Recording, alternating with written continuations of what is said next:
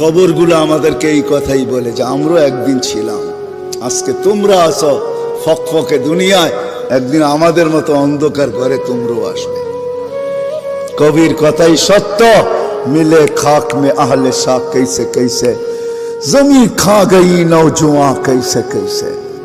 কত বাদশাহী তো মাটির নিচে শেষ হয়ে গেল, কত জমিনই তো কত যুবককে অস্তিত্বহীন করে দিল। এটাই সত্য। আজল নে না ছোড়া কেসরা না দারা, মৌত আজ পর্যন্ত কাউকে ছাড়ে নাই। মৌতকে ফাঁকি দেওয়া যায় না, ওভারটেক করা যায় না। কোরআন এটাই বুঝায় ইউদরিকাল মৌত, মৌত তোমাকে ধরবেই ধরবে। সীমা রেখা আসতে দাও, থাবা আসতে দেরি হবে না। ভাগবে তো ভাগবে কোথায়, আইনাল মাফার। কোরআন বুঝাইতেছে তুমি কোথায় ভাগবে, তো আল্লাহ আবার বুঝাইতেছে যেখানেই ভাগবে ইল্লা বিসুলতান, আমার রাজত্বের বাহিরে তোমার যাওয়ার ক্ষমতা নাই। যদিও নাকি পালাও তুমি আকাশেতে লাগিয়ে সিঁড়ি লাগায় আকাশে চলে গেলেও লাভ হবে না, কারণ আল্লাহ নিজেই বলতেছে আনা মা কুম আইনা মা কুনতুম, তোমরা যেখানে যাবে ওইখানে আমি তোমার সাথে হব।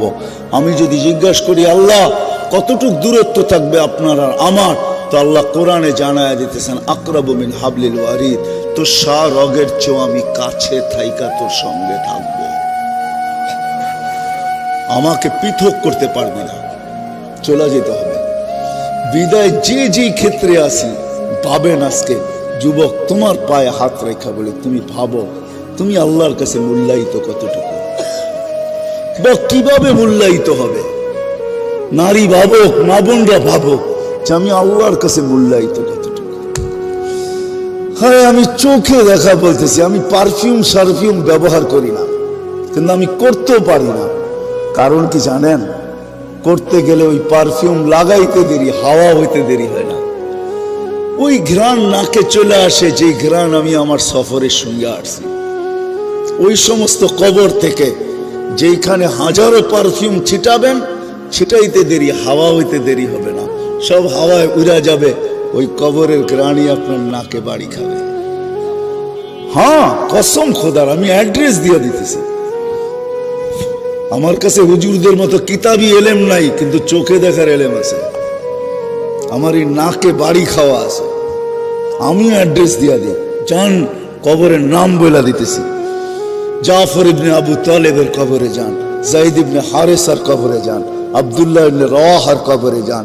আরে এরা তো উচ্চ মানের মানুষ।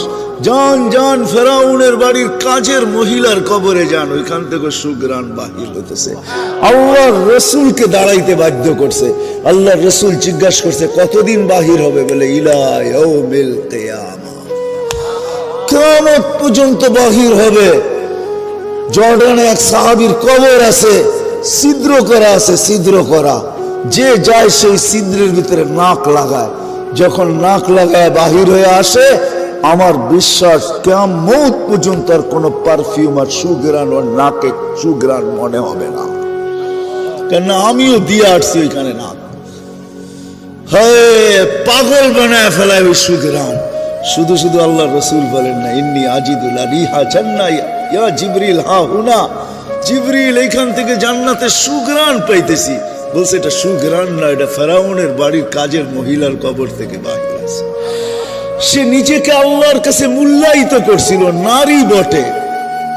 কোরবানি তাকে অনেক দিতে হয়েছে, ত্যাগ অনেক স্বীকার করতে হয়েছে। ফলে মা নিজের চোখের সামনে দেখতেছে দুধের শিশু মেয়ে জ্বলন্ত জ্বলতেছে। ফেরাউন তেলের ভিতরে পুনা মারছে, টকবকে তেলের ভিতরে দুধের শিশুকে ছেড়া দিছে, হাড্ডি আলাদা, মাংস আলাদা হয়ে গেছে। আর মা দাঁড়ায় দেখতেছিল, চোখে পানি ঝরতেছিল, উপরের দিকে বারবার তাকাইতেছিল, হাতগুলা মাঝে মাঝে উপরে উঠতেছিল। ফেরাউনের সামনে কিছু করার ক্ষমতা তার ছিল না, রাজত্ব তো তারই ছিল, কিচ্ছু করার ক্ষমতা ছিল না তার। শুধু চোখের জলে বুক বাসায় গেছে মা।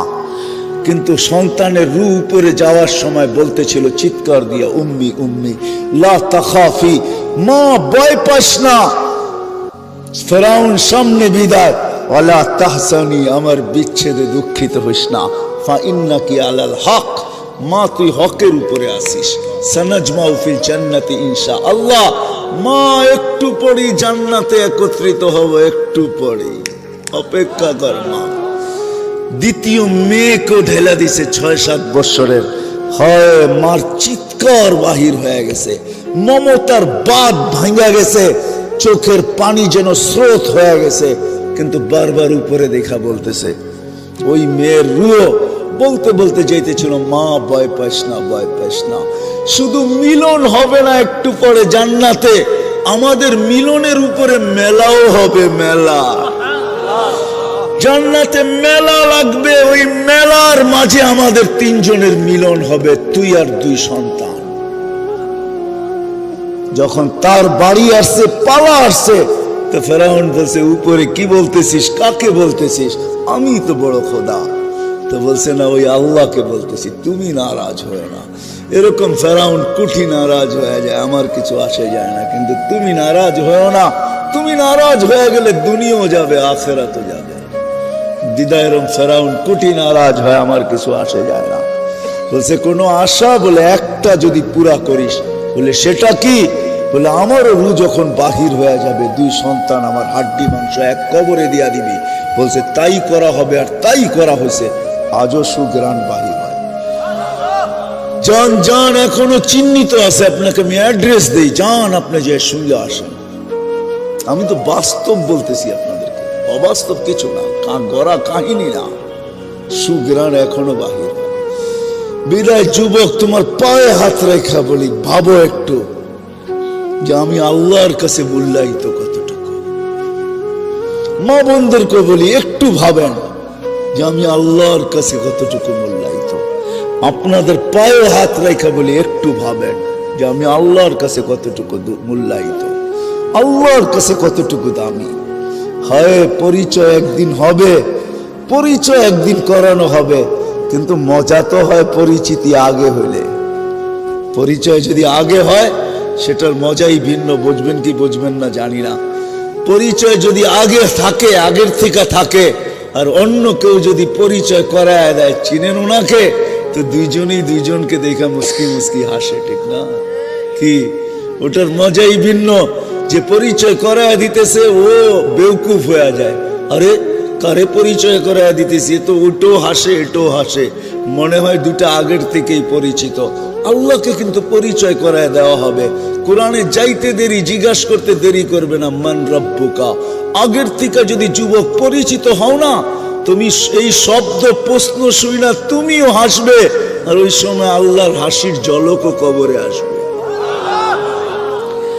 যে প্রশ্ন করবে সে বেউকুফ হবে, সে বলবে ঝলকও তো আসলো, এও তো দেখি হাসে, কারণটা কি? তখনই প্রবাদ বাক্য সত্য হবে। মার কাছে মাসির বাড়ির গল্প, তাই না?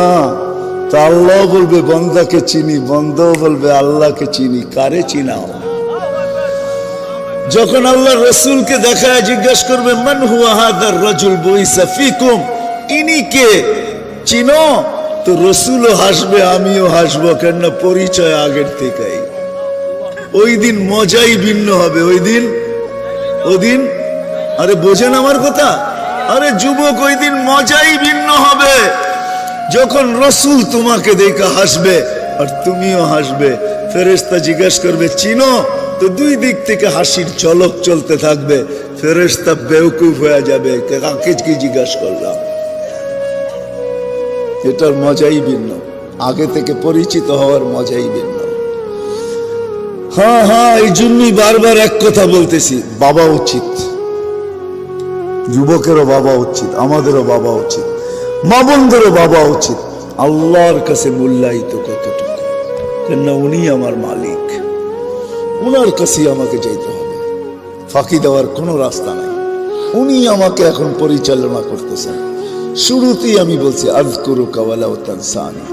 আল্লাহ চিৎকার দিয়া বলতেছে, 24 ঘন্টা তোকে সুরক্ষিত করি, যদিও তুই আমাকে ভুলা থাকিস। 24 ঘন্টা। তাইলে এই হাদিসও শুনে দেই, আলা কুল্লা ইয়াউমিন আল বাহরু ইয়াহতা, আলা কুল্লা ইয়াউমিন আল আরদু তাস্তাযিনু রাব্বা। প্রতিদিন সমুদ্র বলে আল্লাহ অনুমতি দেন না, শুধু আমাদের কানে ধ্বনি দেয় না, আল্লাহর কাছে অনুমতি হচ্ছে। আল্লাহ অনুমতি দেন না, কি করবে? আন আবতালিয়া ইবনা আদম ফি বাতনি, আমি এদেরকে পেটে নিয়ে আনিব, পেটে। আল্লাহ জিজ্ঞেস করে এত রাগ কেন? তো সে লজিক আর যুক্তি দেয়, ইলামাতা আসবির ও ইলামাতা আতাহাম্মাল, আমি কতদিন সবুর করব, আর এই বোঝা কতদিন উঠায় রাখবো? বোঝা, মানুষের একটা বোঝা তো না, ওয়েট নাই মানুষের। হ্যাঁ, কতদিন এই ওজন উঠায় রাখবো? আর শুধু তার ওর অস্তিত্বের ওজন না। রাগ হয় না যুবক, তোমাদের পায়ে হাত রাখে। আমি তোমাদের মেমোরি গুলা ঘাটতে চাই না, তোমরাই বলো তোমাদের মেমোরিতে কি না আছে, মোবাইলের মেমোরিতে কি না আছে, বলো তোমাদের ফেসবুকে কি না আছে, বলো তোমাদের নেট কি জিনিস না দেখায়। সারা রাত্র নেটে ঘুরতে থাকো, কোনোদিন ভাবছো যে আমি দেখতেছি এই সময় যদি মালাকুল মউত আমার বুকে হাত রেখা দেয়? ভাবছো কোনোদিন? না, পারে না। না তোমার দরজা ভেদ করতে পারবে না, না তোমার সিসি ক্যামেরার বেষ্টনীকে ফাঁকি দিতে পারবে না। হায় হায় হায় হায়, জমিন বলে একা যদি হইতো তাও হয়তো 24 ঘন্টা গুনাহ করে, তাসি লাইলাম ওয়া নাহারা, রাত দিন গুনাহ করে, আর আমি বোঝা উঠায় রাখি।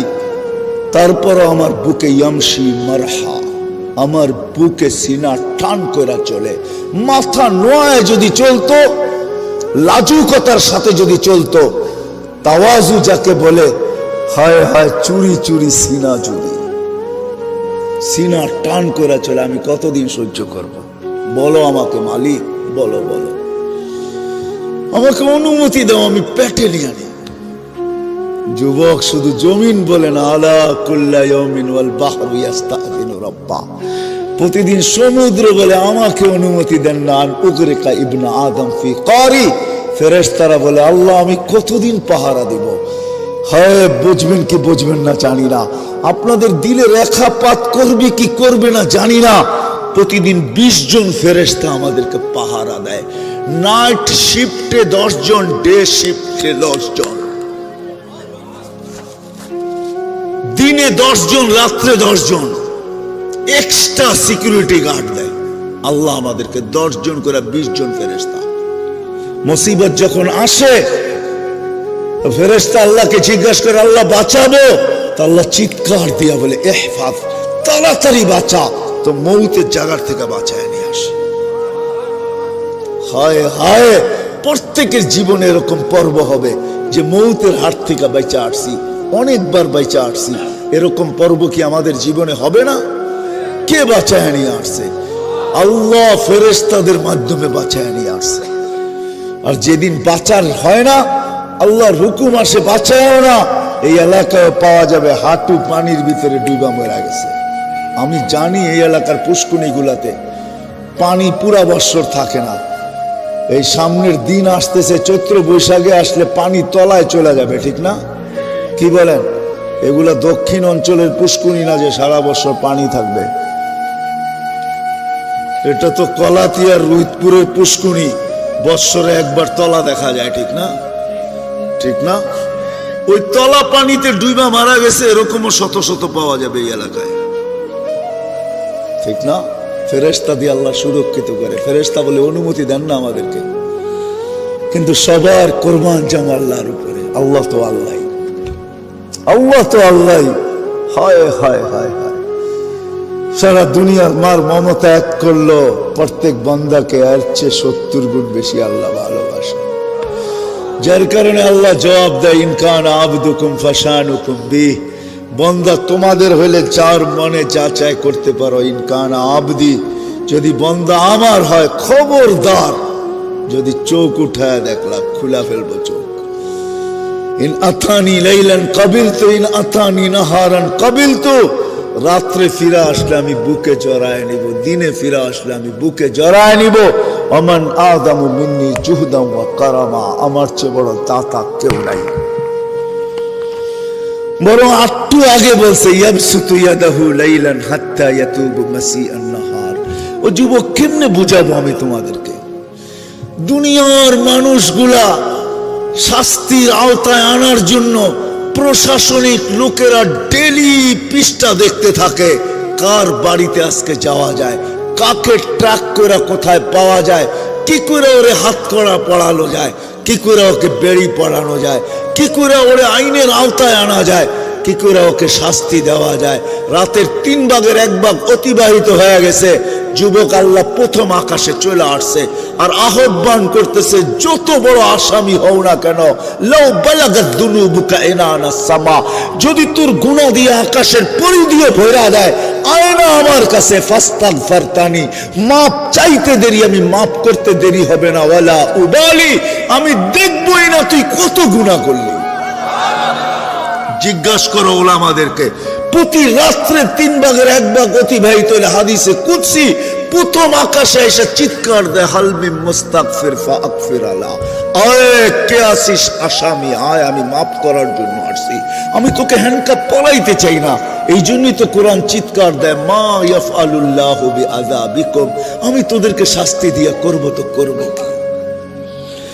ইয়া মান লা তাযুররুহু যুনুব ওয়া লা তানফা, ওই ব্যক্তির কথা, ও আল্লাহ গুনায় যার ক্ষতি সাধিত হয় না, গুনায় যায়, ইয়া মান লা তাযুররুহু যুনুব, বান্দার গুনায় যার কোনো ক্ষতি সাধিত হয় না, ওয়ালা তানফা, লাভ হয় না, ওয়ালা তানকুসুহুল মাগফিরা, মাফ করলে যার ভান্ডারে কমে না। আল্লাহ বলে, আমি তো ওই আল্লাহ। হয় কয়দিন আমি রাত্রে উঠা 3 ভাগের ঘড়ি দেখতেছিলাম যে 3 ভাগের 1 ভাগ কখন অতিবাহিত হয়। এখন তো একটু দেরিতে হয়, কিন্তু যখন 5:15টায় সূর্য ওঠে, হয় 7টায় সূর্য ডোবে, তখন তাড়াতাড়ি 3 ভাগের 1 ভাগ অতিবাহিত হয়ে যায়। ওই সময় উঠে আমরা কয়জন বলছি, আল্লাহ দুনিয়াওয়ালারা তো তালাশ করে কানুনের আইনের আওতায় আনার জন্য, তুই বলে মাফ করার জন্য তালাশ করিস, তো আমি হাত উঠায়া দিয়ে চলে আসলাম। আল্লাহ তো বলে, মান নাদানি তালাক্কাইতুহু মিন বাঈদ, যে আমাকে সাড়া দেয় আমি যতই দূরে থাকি না কেন, আমি হাতছানি দিয়ে বুকে নিতে দেরি করি না। বিদায় আমি আবারও প্রথম জায়গায় আসতেছি, যেই জায়গায় আছি, বাবা উচিত আমার মালিকের কাছে আমার মূল্য কতটুকু, আমি মূল্যায়িত কতটুকু, আমি দামি কতটুকু, বাবা উচিত। কেননা সব আল্লাহর বক্ষণ করতেছি, সব আল্লাহর ব্যবহার করতেছি। হ্যাঁ, সুস্থতা তো আল্লাহ, সবকিছু আল্লাহ, একটাও আমার না। আগনা ওয়া আফকার, কোরআন নিজেই বলতেছে, ধনী বানাই তো আমি বানাই, গরিব বানাই তো আমি বানাই, আদহাকা ওয়া আবকা, কাদাই তো আমি কাদাই, হাসাই তো আমি হাসাই।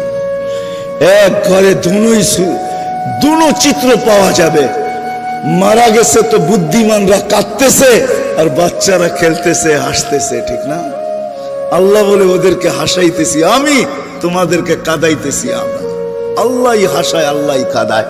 কি আমার কথা কি বুঝে আসলো? একটাই যখন বারবার ঘুরায় ঘুরায় বলতেছি, কতটুকু মূল্যায়িত আমি কার কাছে? ভাববো না ভাববো না? ভাববেন? কে ভাববেন দেখি? পাক্কা ওয়াদা করতে হবে কিন্তু, ঠিক না?